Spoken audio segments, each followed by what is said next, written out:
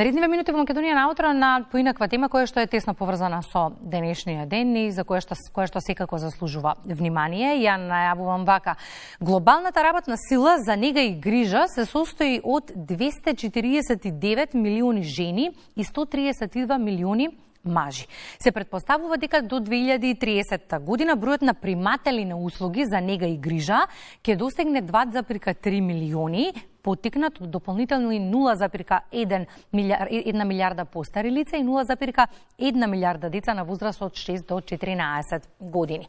Генералното собрание на Обединетите нации денешниот ден го прогласи за меѓународен ден на нега, грижа и поддршка. Зошто е тоа така? Да знаваме од линковското вклучување на колешката Симона Илиеска и незините соговорници. Симона, добро утро по втор пат. Темата ја имате.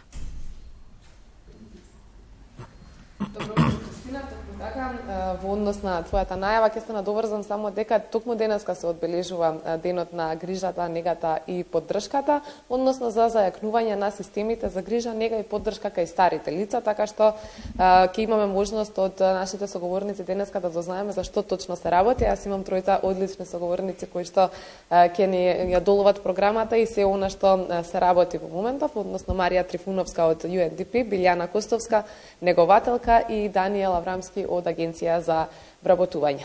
Ви се заблагодарувам и на тројцата што утрово успеавте да се искоординирате и да бидете дел од Македонија наутро. А Билјана, ќе започнеме со вас со цел да ни откриете кои се активностите, односно сите активности на програмата за развој од Обединетите нации со цел да се формализира неплатениот труд и вработувањето и всушност од каде е идејата за да се направи една ваква програма. Добро утро. Значи, јас сум Марија Трифуновска и работам како специјалист за вклучување на лицата со попречености во секојдневниот општествен живот. Програмата на Обединетите нации веќе подолги години, значи повеќе од 12 години, работи директно со граѓаните, со локалните самоуправи, со институциите во насока на идентификување на потребите од една страна на пазарот на труд, односно потребата за работници, од друга страна и идентификување на потребите на граѓаните кои што имаат потреба од било каква поддршка за непречено секојдневно и посамостојно живење. Кога зборуваме за неплатениот пазар на труд во насока на испорачување на услуги на нега, грижа и поддршка, веќе пред 10 години се започна, односно се направи едно глобално национално истражување во рамки на кое што беше конкретно препознаено испорачување на услуги од страна на членови на семејства кон членовите од нивните семејства кои што имаат потреба од нега и грижа и поддршка.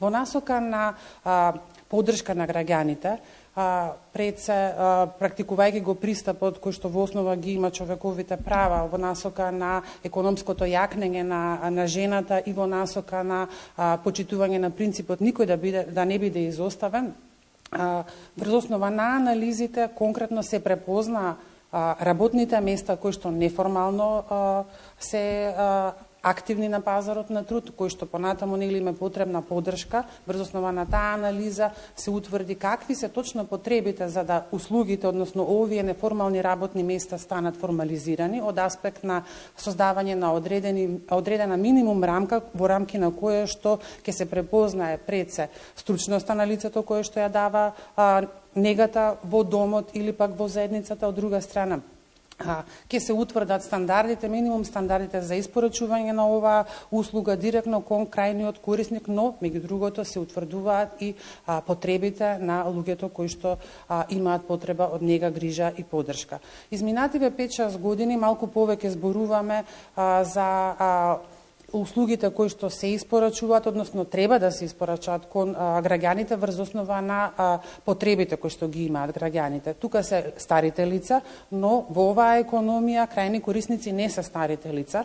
Ја делиме на две групи. Од една страна се неформалните даватели на услуги за нега и грижа кои што имаат потреба да станат формални и на пазарот на трудот да си го најдат своето вработување и да се стекнат со економска независност, но од друга страна се една поголема група на граѓани, меѓу кои се старите лица, станува збор за лицата со попреченост, односно со комбинирани нарушувања, лица кои што за секојдневното функционирање имаат потреба од поддршка, нега и грижа од некој друг, или пак се потполно зависни од поддршката од некој друг, да не ги забораваме услугите за рехабилитација, односно кои што ја даваат поддршката за непречено следење на секојдневните активности, независно од возрастната група, дали станува збор за активности кои што се поврзани со реализирање на правото на образование, правото на работа или правото на независно живење.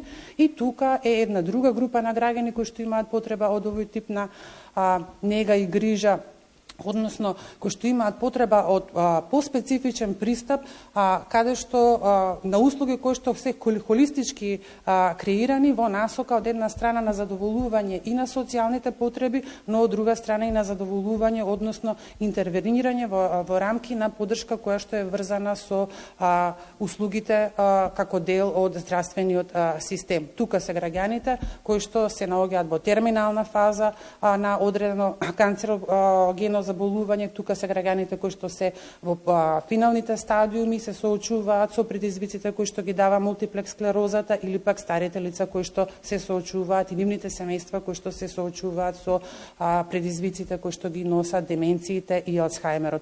Значи во оваа економија директни корисници се луѓето кои што имаат потреба од директна нега и поддршка, но кога зборуваме за формализација на неформалната работа, тука се членовите на семејства кои што доколку нема услуги, тие ги ја испорачуваат услугата во рамки на домот вон системот. Предпоставувам дека она што Марија ни го сподели ќе се поисtovitува и со искуството на Билјана, односно во моментов вклучена во проектите како негователка, сето тоа претходно сте го работеле во домашни услови, грижејќи се за вашето дете, па на кратко само какво е вашето искуство и во што сте сега вклучени? Јас како родител на 22 годишно дете со пречки во развој стекнав многу големо искуство за овој тип на деца, да речам. Нормално искуството и праксата се многу битни кога работиш со овие деца, за да се справиш со предизвиците и со потребите кои што ги имаат. Исто така во животот се среќаваш со многу родители, семејства што го имаат истиот или сличен проблем и со тоа си помогнуваш и сами од себе си, а и на другите ќе му помогнеш. Така да многу имам искуство и добро е што го имам за да можам да се справам со работата. Веројатно ова ќе биде и мотивација за сите оние кои што се наоѓаат некаде и во истата ситуација или пак се негователи кои што бараат работа. Даниел, само на кратко во интерес на времето, на вистина програма која што верувам дека дава плод, па низ годиниве какви се резултатите? Ова програма Агенцијата за вработување веќе ја спроведува неколку години. Целта на програмата е невработените лица да се стекнат со знања, вештини и компетенции за обезбедување на услуги на грижа во заедницата, како и нивно работно ангажирање и вработување како формални даватели на услуги. Ова програма е составена од две мерки, и тоа општинско корисна работа и обуки и вработување на лица за обезбедување услуги на грижа во домот и во заедницата. Општинско корисна работа е мерка чија што целта на мерката е невработените лица да ги зголемиме нивната вработливост преку работно ангажирање при испорачување на социјални и здравствени услуги на локално ниво. Ова мерка ја спроведуваме уште од 2012 година како пилот мерка во соработка со UNDP и локалните самоуправи.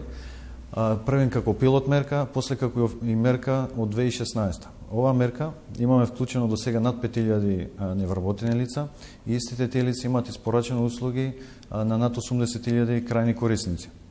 Благодарение на успешноста на оваа мерка, втората мерка ја воведовме во 2021, исто така најпрвен како пилот мерка. Тоа е мерката обуки и вработување на лица за обезбедување услуги на грижа во домот и во заедницата.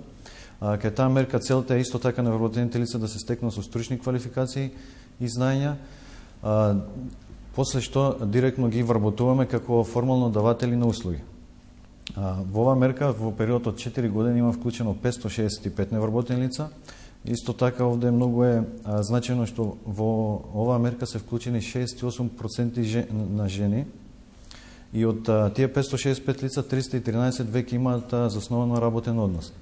Агенцијата за вработување за реализација на оваа програма на годишно ниво одделува над 100 милиони денари кои што се наменети за невработените лица кои што добиваат месечен надомест. за спроведачите на обука, на која покриваме сцената на чинење на обука на тие невработени лица, како и на работодавачите кои што добиваат субвенција на плата за вработените лица. Што значи дека се тоа наистина дава резултат. Благодарам Даниел, благодарам и Билјана и Марија, наистина интересен разговор во однос на што се опфаќа програмата и како всушност денешниот ден е мотивација за и преку целата година да се работи на вакви важни проекти, па денеска се одбележува меѓународниот ден на негата, грижата и поддршката, особено кај старите лица. Меѓутоа спомена и Марија дека ова опфаќа многу повеќе, а ова година празникот се празнува денот се празнува под мотото достоинствено старење. Така што ова беше разговорот токму на таа тема. И многу